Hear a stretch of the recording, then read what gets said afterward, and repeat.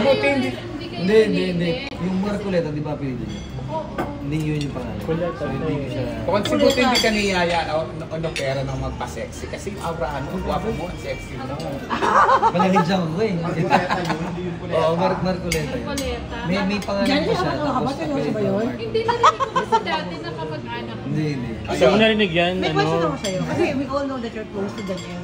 Yeah. Nagkakasabi ba kayo? Oo. Ano kamusta siya after the breakup with Tiffany? Feel ko naman okay naman na siya kasi di ba, focus mo siya. Naman yun, alam mo naman ang mundo ng showbiz. Kahit na marami kang problema, kailangan sa harap ng hindi mo parang gano'n. Pero deep inside, siyempre emotionally. Nag-emotionally siya. Kasi nung nag-inom kami before, matagal na. Siyempre, mahirap. 9 years, di ba? Ang hirap na. Dinamdam niya ba yun? Iba rin yung pinagsamahan na yung haba ng at saksi naman ako doon, alam ko naman yun. Magkumpare kami, tsaka magkasama kami sa crew. Though, siyempre... Paano friends pa rin kayo ni Catherine? Oo, humari ko din yun. So yung mga friends niyo hindi naman na-affect? Hindi naman. Pero, question, nung si Daniel nag-open sa hindi ko, ako kasi yung taong ganun, ayoko tanongin. Kaya ako po sa ikaw magsabi. Kasi ayoko kung katin sa mangyayari. Pero nag-open siya nung nag-iinuman kayo na bakit ganyan masakit siya na... Nakararamdaman ko na, pero yun again, kami kasi sa totoo lang, pag magkasama kami, hindi kami nag-uusap ng showbiz. Ang usap namin, totoong tao, totoong buhay. Business ko, pamilya niya, pamilya ko, ano naging payo mo sa kanya nung nag-break sa move on. Yun naman talaga eh. Pero gumagawa ng paraan na, balita ako nag-uusap sila. Oo, buka. Idol ko ba man din. You want them to be together again? Pwede na, kung bibigyan ng pagkakat, gusto yun nila, bakit ito?